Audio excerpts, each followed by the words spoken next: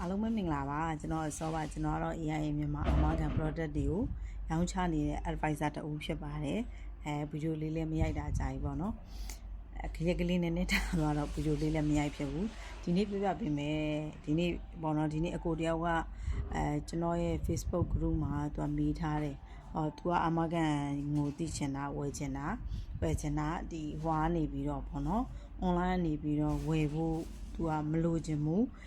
နေရလည်းဖြစ်နေတဲ့သူကနေရဖြစ်နေတဲ့သူကမျက်နှာချင်းဆိုင်ကျွန်တော်တော့ပြပြတဲ့အခါမှာမျက်နှာချင်းဆိုင်ကြည့်ပြီးတော့ဝယ်ချင်တယ်ပေါ့နော်ဝယ်ချင်တယ်လို့ပြောတာကျွန်တော်အရှိရှိတွေမှာလေဗီဒီယိုတော့ရိုက်ပေးပါကျွန်တော်တို့အာမခံကလေ online ကနေပြီးတော့အဓိကအလုပ်လုပ်တာပေါ့နော်ဒီခေတ်ဒီခါမှာလိန်နေကြတာတွေကတော့အများကြီးပဲမှန်တယ်ဒီအာမခံပေါ်မှာလဲသူမယုံကြည်နေတာဟုတ်မဟုတ်ရလားလို့ဖြစ်နေတဲ့တန်တရားစိတ်ကိုလည်းနားလဲပါတယ်အာမခံတိုင်းဒီကျွန်တော်ကားအာမခံနေဘတ်တွေကိုတော့ကျွန်တော်မသိဘူးပေါ့နော်ဒီ live နဲ့ပတ်သက်တဲ့အာမခံနေဒီ online ကနေပြီးတော့အလုပ်လုပ်တာပါဘာဖြစ်လို့လဲဆိုတော့ကုမ္ပဏီ9ခုလုံးဒီနိုင်ငံခြားကုမ္ပဏီဖြစ်နေတဲ့အတွက်ဒါတွေဒီ paper လက်နဲ့တွားချရတာပေါ့နော်တွားချတာဖြစ်တဲ့အတွက်တနေရာနဲ့တယောက်မတူညီဘူးနေရာထိုင်ခင်းမတူဘူးဆိုတဲ့နေရာမှာကျွန်တော်တို့ကထားလို့ရတယ်အဲ့တော့ထားလို့ရတာဆိုတော့လွယ်လိုက်လားဆိုတော့မလွယ်ပါဘူးကျွန်တော်တို့က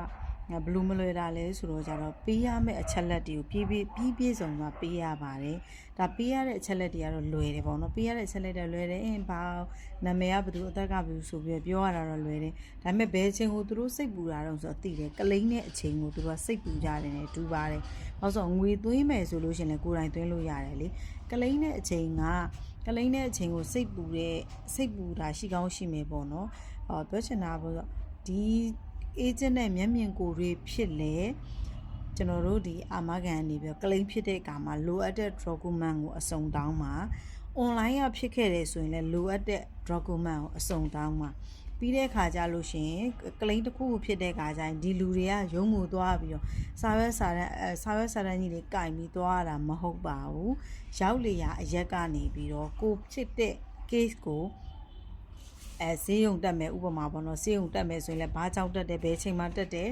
ဘယ်ရက်ကနေဘယ်ရက်ထိတက်တယ်ဘာယောဂါကြောင့်တက်တယ်ဆိုတဲ့ဒီဈေးရုံတစ်ခုလုံးမှာဈေးရုံကိုတက်ပြီးဆိုတာနဲ့ case အစအဆုံးပေါ့နော်စာရွက်စာတမ်းတွေပြီးတယ်ဆိုလို့ရှိရင်ကျွန်တော်တို့က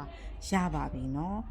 ကျေးဇူးတင်ပါတယ်ကျွန်တော်ဒါလေးလာရှင်းပြတယ်တချို့ကြလည်းအရင်ကြီး online ကနေထားဖို့အတွက်ကိုစိတ်ထားခြင်းနဲ့ဝေဝါးနေမှာဆိုလို့လေနော်ကျေးဇူးများတင်ပါတယ်